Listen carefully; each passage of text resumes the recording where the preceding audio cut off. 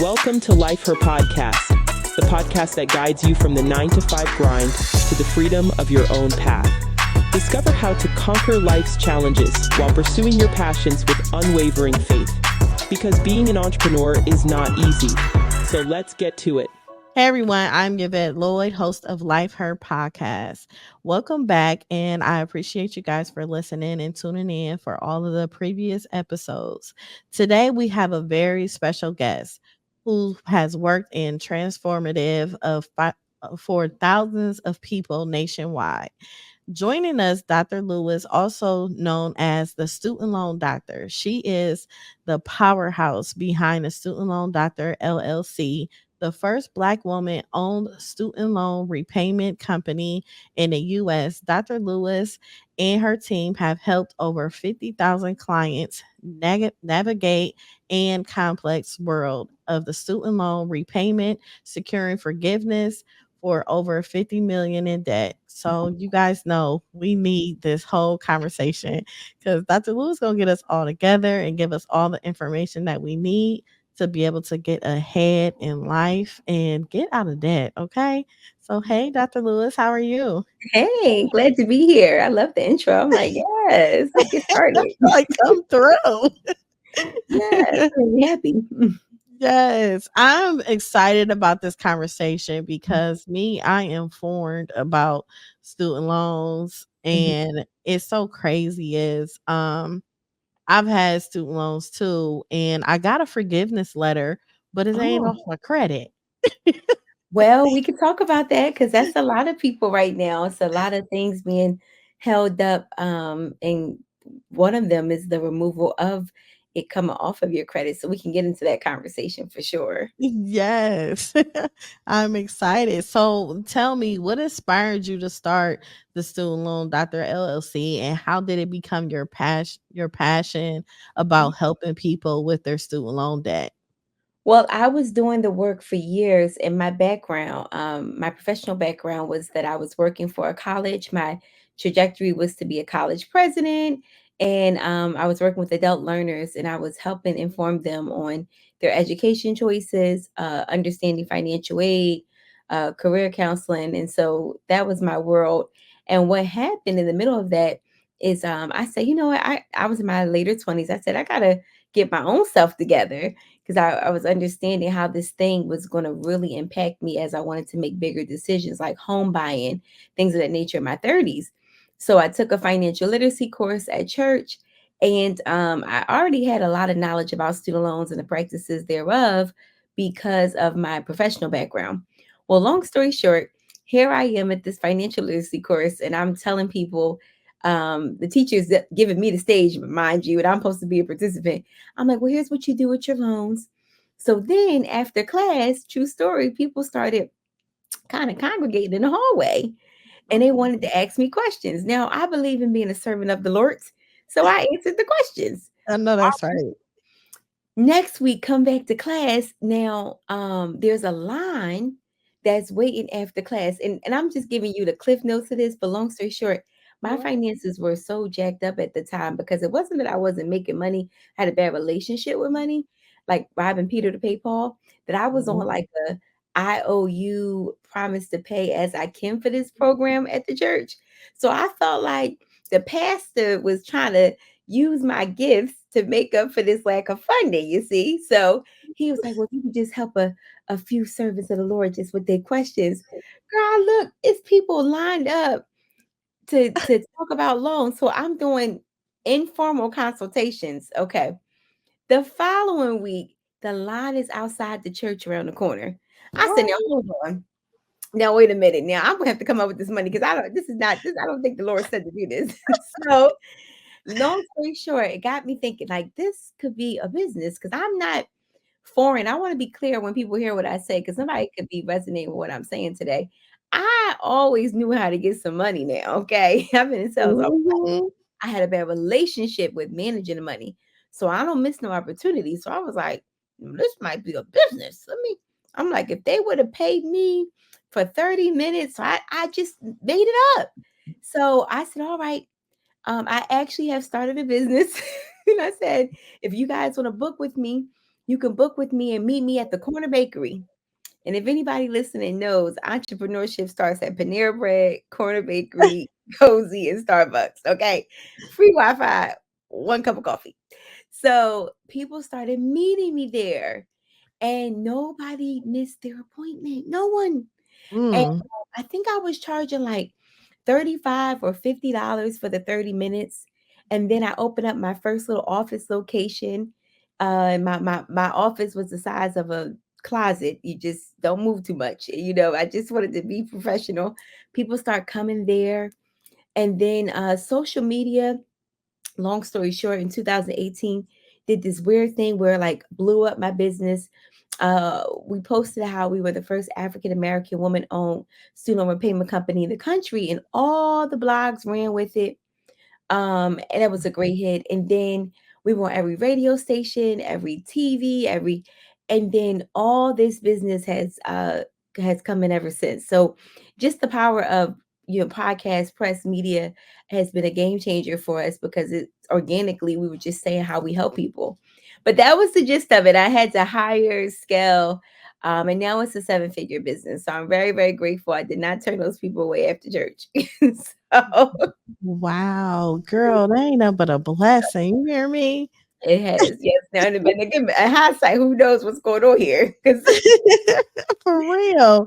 So as the first Black woman owned student loan repayment company, what does this milestone mean to you, and how has it shaped your mission? well, well, what exact milestone? Which one are you referring to? Because I want to make sure I hit the question right. Because I've got a few in my head I'm thinking of. Which one are you referring to? Girl, all of them. Well, I think for me, I knew when I was working that I, I knew that there were going to be limits placed on top of me because I always outworked, outthought, out. And those people really need to be entrepreneurs because you're always 10 steps ahead of the problem, but you're not being paid enough. Or you're willing to take care of somebody else's business like it's your business, but you're not being paid enough. And I like money. So I Mhm. knew back then, I was like, yeah, this ain't gonna work too long. I ain't gonna be working too much. I already knew, but I didn't know how I was going to become an entrepreneur. Now that I'm, been a successful entrepreneur now, it's going on 9 years. It just seems like two different worlds. Because I don't even know what it would be like to work for anyone at this point. Like I have people working for me and I delegate out and then Right. the freedom that can come with entrepreneurship is amazing, but also the burden. Nobody talks about that part. I have a staff, they eat before I eat, literally and figuratively. So I think that we always glorify entrepreneurship and side hustles and so forth. It's real cute until your hustle is no longer a hustle. Because I'm gonna be honest with you, I just thought this was gonna be a cute little hustle. You see what I'm saying? For Mhm. my shopping habits, pay off my credit cards. I had a vision. But God said go bigger. And what am I gonna tell him? No, like it just happened literally overnight at that time in 2018. So being at this place now, very seasoned, like very demure, very mindful, I feel very relaxed in my role because um, there's a certain type of faith you have as an entrepreneur. There's a lot of roller coasters that that Yeah. you're given when you start a business. And I've been through the most of them, and still be in my right mind and still be joyful. I think we're doing all right because I'll tell you right now. Some years I was like, God, why would you want this for your child? But we do really good work. So that's what keeps me fueled every day to get up and keep going at it. Wow. So, can you break down some of the recent changes in student loan policies and what they mean for borrowers and especially those with high debt burdens? Yeah. So I mean, we can help anyone. The person we recently got forgiven had about 970,000 student loans. What? Yeah, so they had like multiple doctoral degrees, compound interest. We don't judge anybody because you never know what somebody got going on. Nobody Mm. looks like what they're going through with their student loans and their credit. So we just take everybody as they are. So when somebody has like 100,000, I'm like, oh, pooey, we got you. So long story short, sometimes the person just needs more money, very honestly, because if they're not in a field in which they can get forgiven, then we're talking about how do we get this paid off and how do we do this strategically and wisely, right? That's one element of things. And then the other part of it is, well, okay, well, if you do work in a field, like a public service loan forgiveness field, like education, government, non for profit, how do we strategically keep you working in that field, so that you're able to get your loans forgiven? Or do you start your own nonprofit? Make sure you put all those, criteria in place that they ask for, and then get your loans forgiven that way. I say all that to say that right now, this is probably like the best season to really consider and be informed about loan forgiveness, because okay, so right here we're at today. It's the eve of election, right? I know it by the time people listen to this, let's speak to that. So if you're listening to this and Kamala, Vice President Kamala was elected, right? So what we can expect is continued loan forgiveness initiatives to be employed. And it's just Congress can hold up some things too. So it's not all the administration's responsibility. Okay, now if Trump is elected, well, then we could see some things being reversed, engineered. Some things can be taken away, backdated. And it just isn't a cute scene at that point. I'm just being honest. So I've lived through a Trump era, and one of the things they had did when he was elected, there a lot of permissions were taken away. Some loan forgiveness programs were scaled back. So we'll see. But if we're Mhm. talking about today, and hopefully by the time everyone listens to this, there's certain programs that were passed through the Department of Education, um, years ago, 1965. Um, what I'm discussing with you would be something like the Public Service Loan Forgiveness Program, which was modified more recently. Borrowers Defense. Did you go to a school, a for profit school, that was found guilty of some illegal or janky practices? You might get your loans discharged. Are you a teacher? Teacher loan forgiveness. Do you have a disability? Just because you don't have a visible disability doesn't mean you may not have one that could qualify for loan forgiveness under the total permanent discharge. So we see that one very, very common, because I'm gonna give you a good example. Let's say you struggle with high blood pressure, and it is something that keeps you consistently out of work. So there's a criteria there. Well, that could qualify you to get your loans forgiven because you cannot work. So the key here, if you have a disability and you're listening and you're like, my disability stops me from having a year full of consistent work. I'm having to take PTO. I'm having to use FMLA. Then you could be eligible for forgiveness. Mm. I did not know that. Mhm. Especially when it comes to student loans and having like different health issues or anything Mhm. like that. I had no clue. Yeah. Wow. Thank you for that. Mhm.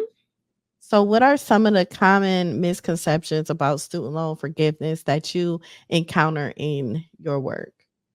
That people are not eligible. You know, people in this season, they don't do it as much, but people want to go back and forth with you and be the expert. It's weird. I tried for that program in 2015. They told me no. Well, today is 2024. Try again. There's been Right. so many changes. And it's like, I can't explain it. And I don't want to sound weird, but people are jaded by trying it and had gotten denied originally. Mm. Try again. Do the paperwork again. Get some professional help to review the paperwork and tell you where you messed up. Because the public service loan forgiveness program is one of the ones that people have tried and didn't succeed with forgiveness because the form was really confusing, or you missed one thing on the form. And now they said, well, they don't really say no, they don't say anything. And then you say, well, I'm not eligible. No, you are. We just have to redo the form, and maybe you should put this instead of that. So I find that a lot of people are not informed about the latest changes, and they're living in yesterday's woes. And then they want to go back and forth. And truly, not to be funny, they really don't want to like apply again. I had Mhm. this lady, God bless her, $200,000 forgiven. When I tell you she was DMing me for weeks as to why it just would not work for her. I'm gonna let you know The Spirit of the Lord took over that DM conversation because I was about to block her, okay? But the Lord said not Right. to block her because she was just doing the most. And I said, ma'am, this is my last message to you. This wasn't even a paid situation, by the way. Please just apply. 2, 3 months later, she went to an event, flew to an event that I was speaking at just to give me a hug. She said, I'm so glad you didn't ignore me. Girl, I got forgiven. She could have been forgiven 6 months ago. So it's sometimes helping people get out their own way Yeah. about things we know that are working in terms of forgiveness. Yes, that is so true. But it's like the mindset we have sometimes, and a lot of people, they lose their faith because it's like I tried and I tried and I tried, and they Yeah. like I'm just over it. But it's like we have to get in a mindset for us to just keep going and don't give up, Yes. because one day we will get that yes or forgiven. It's Hmm. it's needed bad, but it's like that, man. Yeah. I try to love everybody through the Lord. But now it's getting weird. If you don't put this application in, I don't blame you. So, for those that are looking to manage their debt while pursuing other financial goals, what advice would you offer for balancing these responsibilities? just don't ignore the student loan. We're back into repayment. They're garnishing wages, taxes. This is not pandemic times. Don't ignore it. Get on a payment plan that could work for you. Find something affordable that works for you. Speak up and let your lender know if you're having any hardship. But the challenge here is that student loan lives in the middle of everything. Good credit, Mhm. home buying, and so these are big things, right?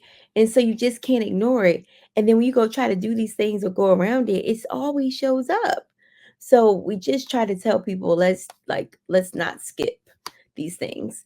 Um when we think about getting our financial house in order, we want to prioritize the things that will help us, live life more abundantly and live life on purpose quicker, faster, sooner.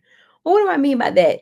You want to be wise in how you manage money. You gotta really sometimes handle some internal stuff because your shopping or your whimsicalness with money is really sometimes a result of something deeper. So I tell people a lot of times, you think about your shopping habits. Let's say, and I know we're talking to women mostly on this podcast, so I'm going there for a reason. You just shop. Something's not fulfilled in your life. What's going on? Like, what Mhm. are we trying to cover up here? Now, I know we are also right now in a sensationalized time with social media. So be careful. You're watching the girls buy Amazon all day. You know how they come up with the Amazon outfits? It's getting bad now that they got people that look like you and I, our shape, our color, and then you be like, oh, look at Tommy. Tommy got the same shape as me. I like how that fit her. Now you want a Target binge, an Amazon binge. So the thing is, these big brands are catching on and they're coming directly to your phone, directly to your feed, directly talking to your language. The ads and the commercials, everything's mostly at night when you make the most poorest financial decisions. They know to hit you hard at night. So I'm saying all this stuff because you got to be aware of the psychology of money. I recommend a book. You Are a Badass with Money. Have you ever heard of that book? Yes, I love that book. Yeah. Audit your relationship. And then my other one, I'm building a relationship with her as a mentor, Rachel Rogers. We Should All Be Millionaires. These are two books that I think every woman should read and reread them, because the reality is, um, we've got to address our lack of knowledge with money. And I don't know who we're necessarily speaking to, but when I think about myself, I had to learn a lot of these things about how to manage the credit card, understanding interest. Okay, the rich borrow and take loans off of their assets, not sell the assets. So I have assets myself, and I was about to do a poor decision And then my girlfriend was like, "No, girl, you're gonna go get you a HELOC loan. You write off that interest of the loan." And I'm like, "Oh yeah, I did read that." But that type of stuff you got to keep listening to and keep ingraining yourself in that conversation, because it's no reason why anyone listening to this podcast should not live abundantly and should not be making the money they want to make. And then the last thing I would say is everybody here in the middle of their goals needs to know the goal. What do I mean by Mhm. that? You need to know, ask yourself as you're listening to this podcast, how much money makes me happy in a month? Like, what's happy look like in terms of a number? Am I happy with 10,000 a month? Am I happy with 20,000 a month? Am I happy at 50, 100, 200? I don't know that number. For you, I know my number because I've made a lot and I've made a little. And by having that range, I'm like, I like this number.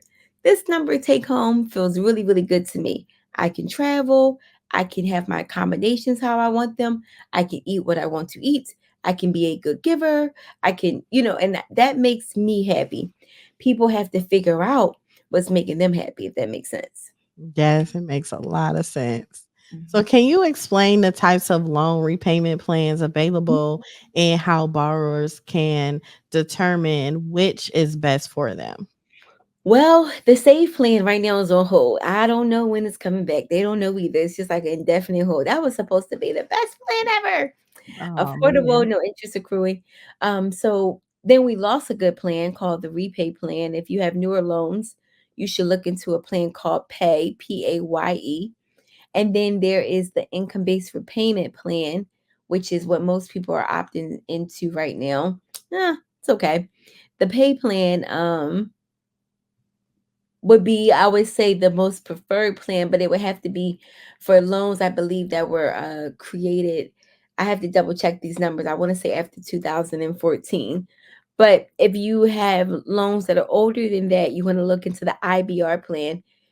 That will allow your repayment to be based off of 15% of your discretionary income. And then if you have high income, you can look at what's called extended graduated plans.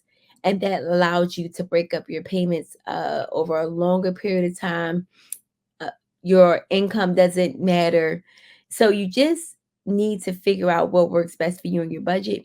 If you go to studentaid.gov under loan repayment, you can play with the repayment calculator before submitting any official documentation. And you can say, okay, yeah, I can live here at this payment. This will work for me. Okay. So your approach has been described as no fluff. Can we talk about why this style works for your clients and how it's Yeah. helped your connect with so many people? Well, like I said, I love everybody through the Lord's. And I think that I have a really amazing gift of being, just honest with people, but not in a way that can hurt anybody's feelings or make them feel bad. But what we're not going to do is go around the mulberry bush about this student loan debt. Like, okay, you got it. I never asked somebody like, how you get 970. I'm not doing that. So I'm just saying, okay, 970,000. These are your options. This is what we would do. And then people will go, well, I don't know, because I just feel like, okay, I let them talk it out, right? And then I remind them this is a federal debt owed. You can be a participant or they can enforce for you. Enforcing for you looks like, okay, now I'm going to take her taxes. I'm going to go into her paycheck. So, do we want to be a participant or do we want to, you know, allow the government to just take things over? So, anyway, I say all that Mm, to say it's my job to be very blunt and upfront about what it is and what it isn't, because I know that your home is on the line, your mm, credit score is on the line, future opportunities on the line. We could get really real. Some of the ladies listening are single. They man is on the line. A financially astute man wants a financially astute woman. You can't come janky and messy with your stuff, and you got loans overdue, and you in default and all this other stuff, and you about to marry this good man. No, Savannah. Mm-mm.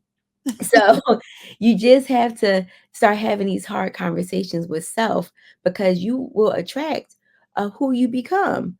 mm, So when I meet a lot of women that's in their 30s and 40s, it's like we gotta clean some stuff up because we're behind statistically on hitting some goals, whether that be personal or some professional goals. The student loan debt shows up in every area. And then let's say the student loan go bad. Now you can't get access to certain clearances, certain bank accounts. I mean, it's a mess. So we want to prevent that before those things happen. Yes. And I've never personally purchased a home. I was blessed to get a home from my mother, Amen. but I'll see how they implement your loan payments within your mortgage loan when you Yes. purchase a home. And I'm like, that is just crazy. Yeah. Well, the reality is, it looks like you already got a mortgage. Okay. So they're already trying to figure out. And I think that people got to remember, like, we're not too far removed from some laws being passed about equal rights and equality for home buying. That still Mhm. shows up at the table. So you being a black woman coming to the table to buy a home, you already got invisible strikes against you. Now you got this student loan debt. Now your credit is so so. You don't really have a deposit. It's just so much stuff. And the greatest thing you could do is be a homeowner, a landowner. And that keeps you out of the market. Now you're a forever renter, right? So Mhm. these are the conversations we have to have, the hard conversations we're having with our clients and with our folks, because everybody just thinks that, I don't want to say they think it's a game or anything, but it's really Yeah. cute and until you're trying to get something under your belt for yourself and you keep being told no. Mhm. So Mhm. many borrowers feel that they are like extremely overwhelmed for like different loans and stuff. Can you Mhm. explain to them the different loan types as far as federal, private, subsidized, unsubsidized?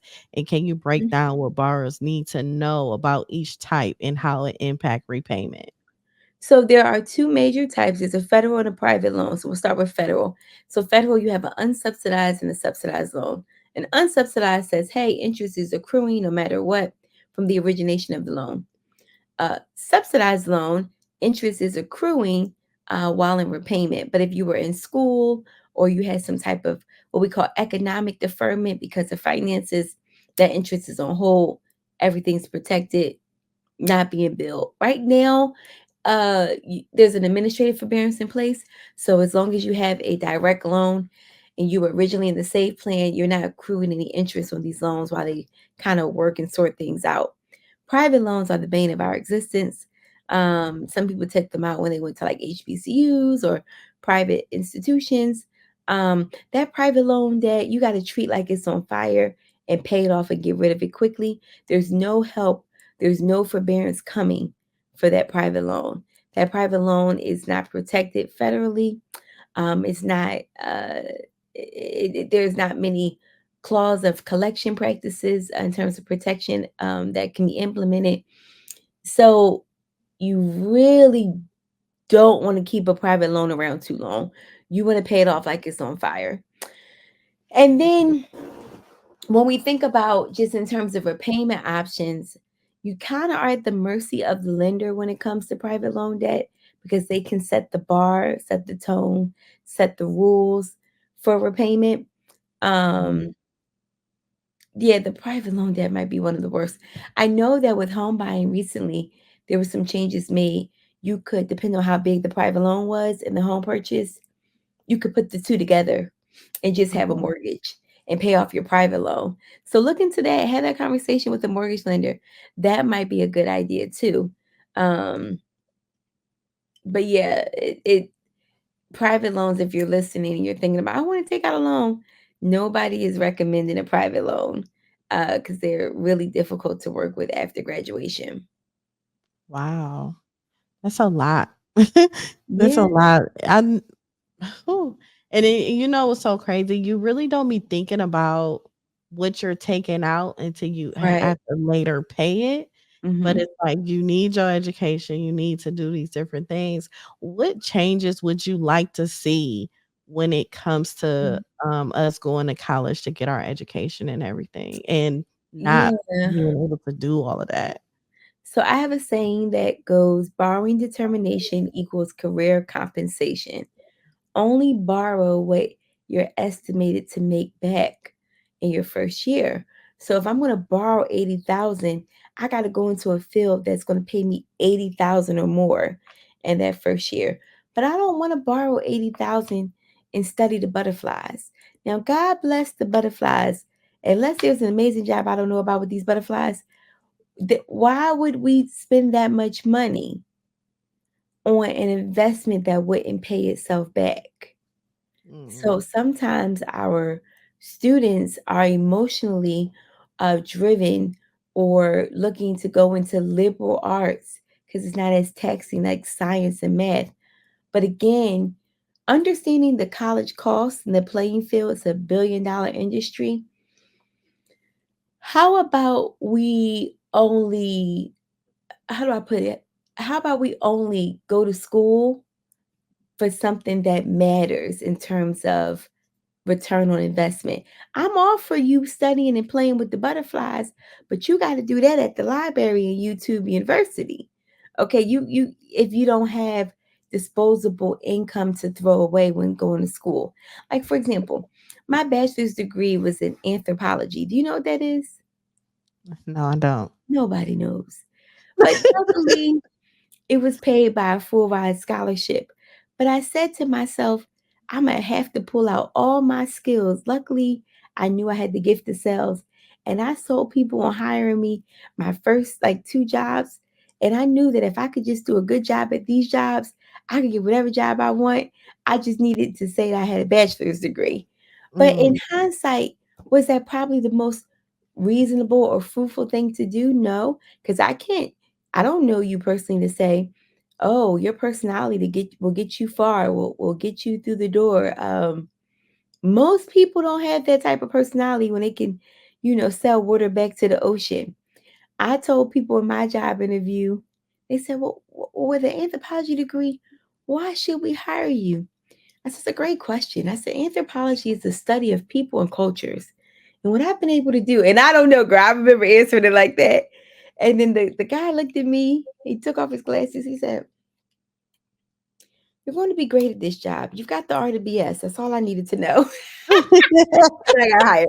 So, but everybody doesn't have skill sets that Yeah. can lend to, when you have a degree that nobody in the world knows what it is. Of course, you may have heard of an anthropologist before, but do we really truly know what they do? It was just my favorite class and discipline to study, and I just wanted to graduate so bad. But in hindsight, it probably would have been more fruitful to go for a discipline or a study that could have yielded me more income coming out of college. I can see that. Yeah, yes. So for borrowers and default or delinquency, Mhm. what are the first steps should they take to get back on track? So it changed recently. There used to be a program called Fresh Start people could take advantage of. That's no longer around. So Mm. now we're thinking of what we call default rehabilitation and consolidation. Default rehabilitation says, let's see what you make. These are the loans that are in default. How much can you afford by their mathematical equation and the form that needs to be completed?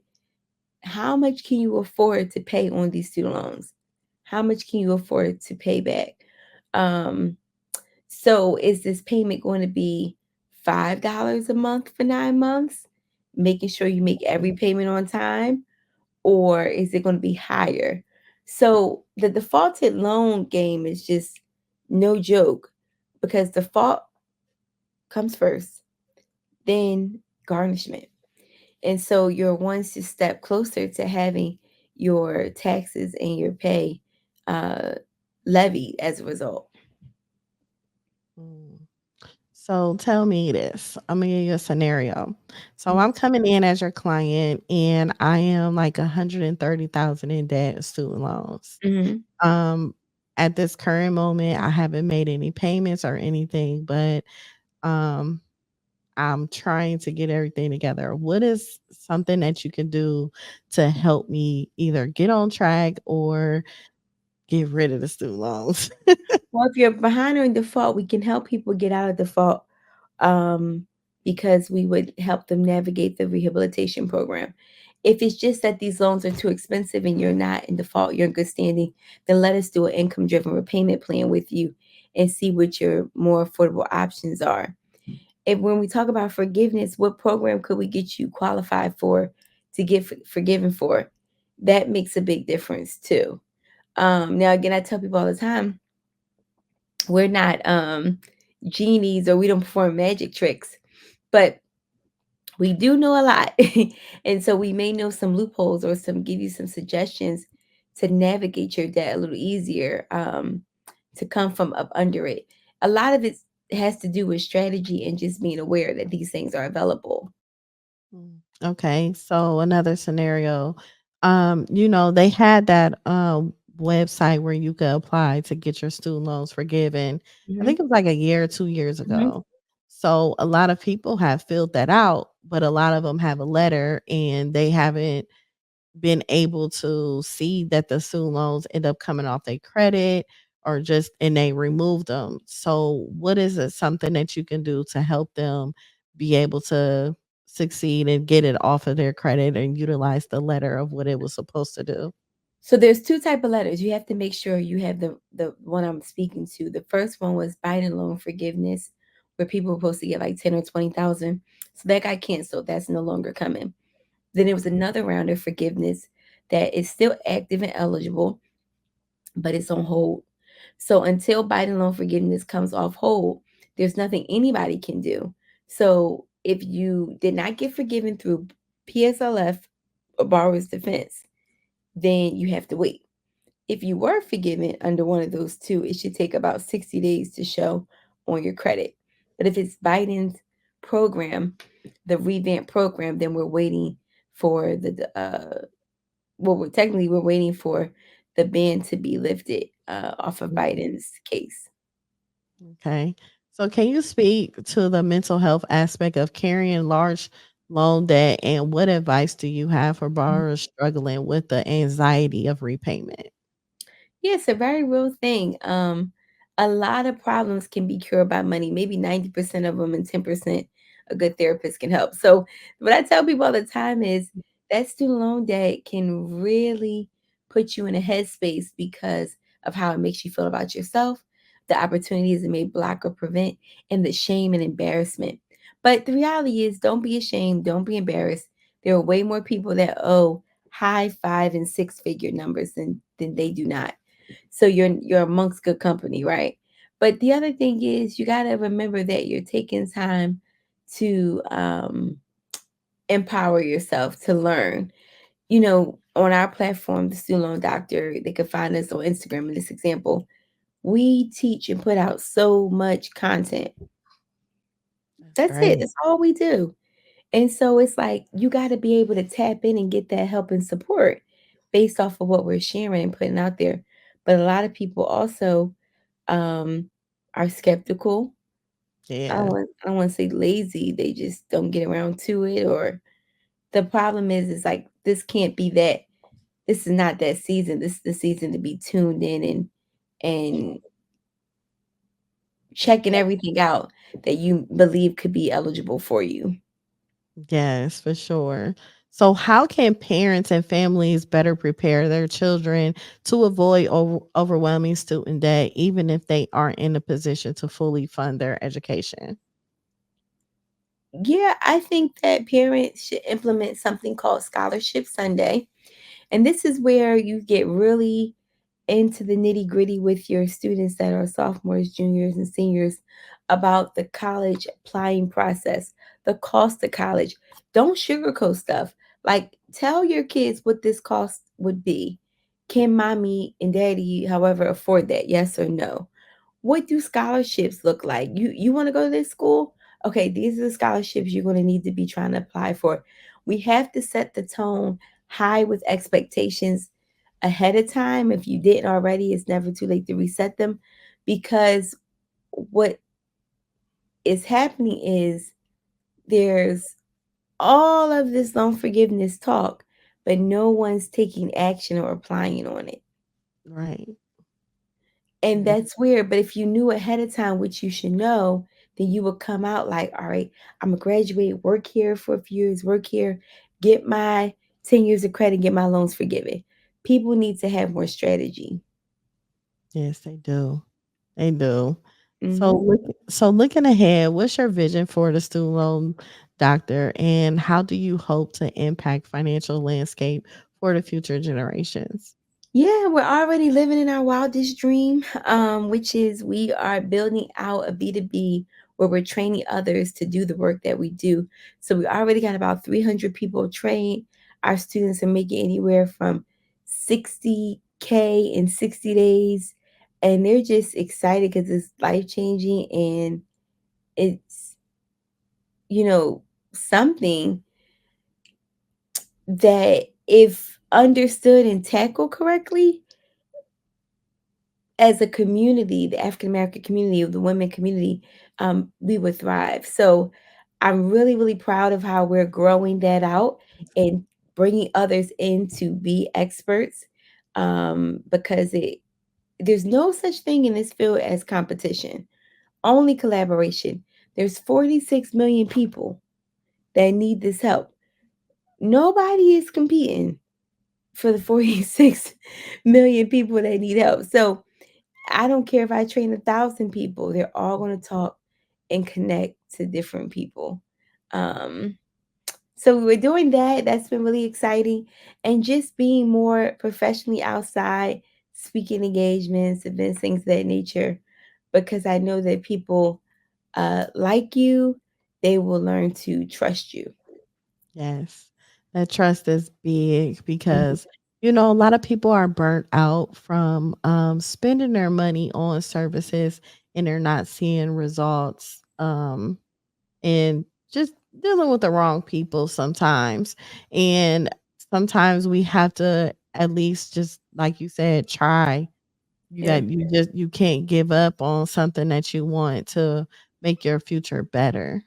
It's right. so important. It really Yeah. is. Yeah, it's an exciting time to um, understand all of this student loan stuff because of the elections, and just holding people to what they said they were going to do once they were elected is a big deal too. Yeah, it definitely is. So how can people get in contact with you and utilize the services from your company? Yeah, so Instagram is where we have the most fun, probably the most engaging of all the platforms, and we have like a little private subscriber chat that's free. So the Instagram is the Student Loan Doctor. Our website is doctorpleasehelpme.com. We put up different blog posts, and you can always request a discovery call that way. Um, and I don't know, we're kind of everywhere we need to be right now. So I would say just kind of join in to a free class that we have. The next one's coming up like on a Thursday evening. But we just try to do as much as possible to make people feel comfortable moving the needle, having a different conversation about their loans. Wow. So besides the one class coming up, do you have any other classes or workshops coming up? Let me see.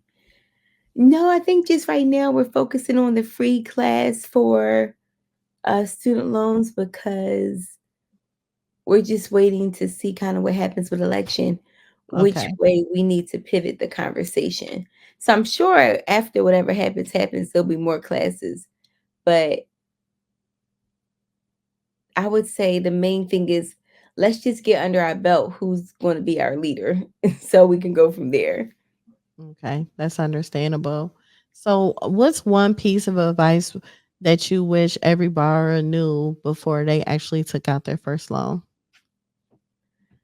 I would say just making sure you have a plan for the money, making sure that you're not just trying to take out refund checks and unnecessarily spend and ball so hard. Like, just have a purpose for it. That's my story. I'm not judging nobody. But what is the student loan going to help me do with my life? What's the return on investment is the question. So that's what it comes down to in this season. Wow. Well, thank you so much, Dr. Lewis. I really appreciate you and your informative information. I pray that everyone listening will actually come for your services, because a lot of people are struggling. They don't have the resources or anything or know who to come to. But now y'all have no excuse. Y'all can go right to Dr. Lewis and she will get you all the way together. She's a testimony of herself for sure. Yes, And yes, thank yes. We you. are so excited to be here today. Looking forward to connecting to everyone. And, let's just see what happens after elections. And then we really will go from there. We'll have a game plan from that point. Yes, for sure. So thank you everyone for tuning in to Life Heard Podcast. Make sure you subscribe on YouTube and listen on audio on all major platforms. Thank you and have a good night. Welcome to Life Her Podcast, the podcast that guides you from the 9 to 5 grind to the freedom of your own path. Discover how to conquer life's challenges while pursuing your passions with unwavering faith. Because being an entrepreneur is not easy. So let's get to it.